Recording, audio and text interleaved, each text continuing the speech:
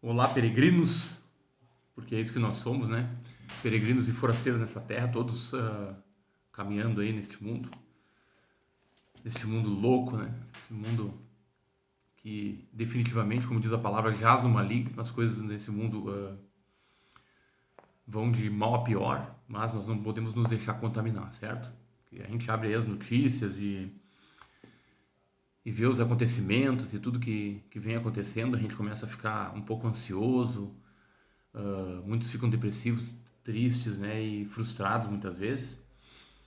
E a palavra diz que a gente tem que colocar nossa esperança nas coisas do alto. Por isso, quanto antes a gente entender, compreender que nós somos peregrinos e forasteiros neste mundo, melhor para nós. E que nós temos que seguir um caminho que nos leva para casa. Esse caminho é Jesus Cristo. Por isso, amados, eu tenho uma palavra hoje que eu li, eu estava meditando nessa palavra aqui. E a palavra está lá em Atos 9:11. Ele diz assim: O Senhor lhe disse: Vá à casa de Judas, na rua chamada Direita, e pergunte por um homem de Tarso chamado Saulo. Ele está orando. O que acontece aqui? Todo mundo conhece o apóstolo Paulo, né? Ele era conhecido como Saulo antes da sua conversão e ele perseguia cristãos. Ele era um perseguidor de cristãos. Ele acreditava que os cristãos eram hereges e eles estavam contra as coisas de Deus, porque Saulo era um erudito judeu, né? Seguidor da Torá, muito religioso, muito disciplinado. Foi ensinado aos pés de Gamaliel, que era um mestre da época reconhecido. E Saulo perseguiu os cristãos com a guarda pretoriana, né? Que era uma guarda violenta, né? Da época.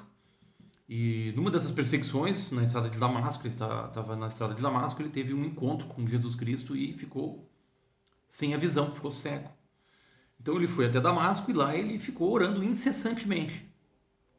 E veja bem, naquela passagem diz ali, né? Vá à casa de Judas, na rua chamada Direita, e pergunte por um homem de Tarso chamado Saulo. Ele está orando.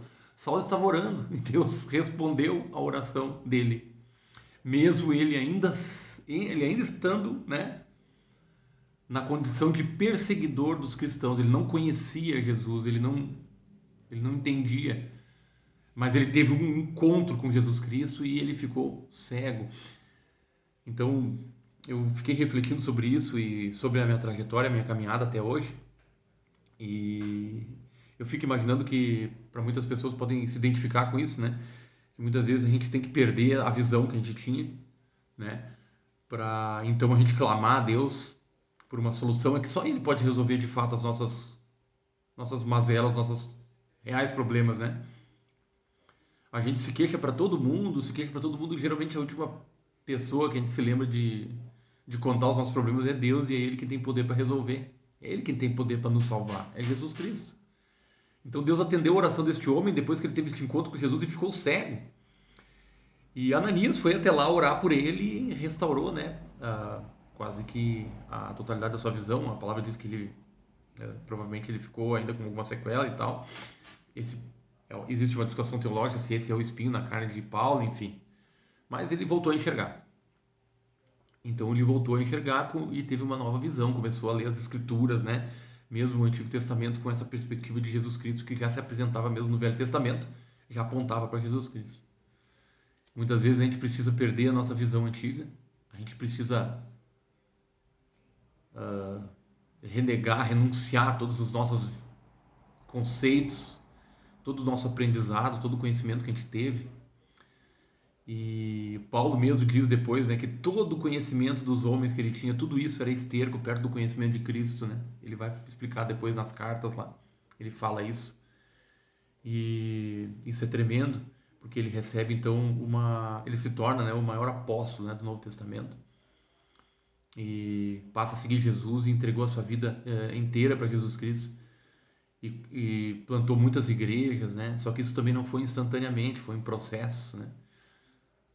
Pelas escrituras tu vai entender que Paulo ficou cerca de 10 anos ainda até começar o ministério dele de fato. Ele queria já sair pregando de qualquer jeito, mas houve um processo, né, de aprendizado, de reformulação de tudo que ele conhecia sobre as escrituras do Antigo Testamento, da Torá, da Tanakh, né, que era as escrituras dos judeus, e, e houve a elaboração então das cartas de Paulo, reinterpretando, ressignificando tudo que ele entendia, né? Então o Senhor, sabendo que seguimos em direção errada, ele nos tira a visão para nos dar uma nova, clareada pela luz. Porque veja que Saulo ele ficou cego por causa da luz de Cristo. E depois o próprio Cristo foi lá e restaurou a visão dele, né? E ele então se tornou o grande, né? O grande Paulo de Tarso. Quando eu digo o grande Paulo de Tarso é porque ele foi um servo, né? Porque no reino de Deus é isso. O grande é aquele, é o menor, aquele que se humilha, aquele que serve. Paulo passou por muita dificuldade na caminhada dele com Cristo. E, e Jesus não nos promete bonança assim nesse mundo. Ele diz que nesse mundo nós teremos aflições, mas ele venceu o mundo. E ele diz: segue que tu vai vencer também, me segue, porque a nossa esperança não está nesse mundo. Não existe nenhum problema de tu ser bem-sucedido nesse mundo. Pelo contrário, Deus abençoa mesmo. Deus nos deu um cérebro, nos deu uma inteligência, capacidade de fazer negócio e tudo isso é maravilhoso. E a gente usa os recursos para abençoar a obra de Deus e abençoar outras pessoas. Mas o nosso foco principal é o reino de Deus, é as coisas onde a traça não come, né? E a ferrugem não corrói, né? Essa palavra. Então que essa palavra possa falar com cada um que está assistindo esse vídeo, porque falou grandemente comigo, e Deus é maravilhoso. Jesus Cristo ele quer te dar uma visão e se tu orar, ele pode restaurar a tua visão, ele pode restaurar a tua vida e te mostrar, te fazer conhecido dele e te mostrar esse caminho que vai te levar para casa, porque nós estamos nesse mundo peregrinando. Amém? Deus abençoe.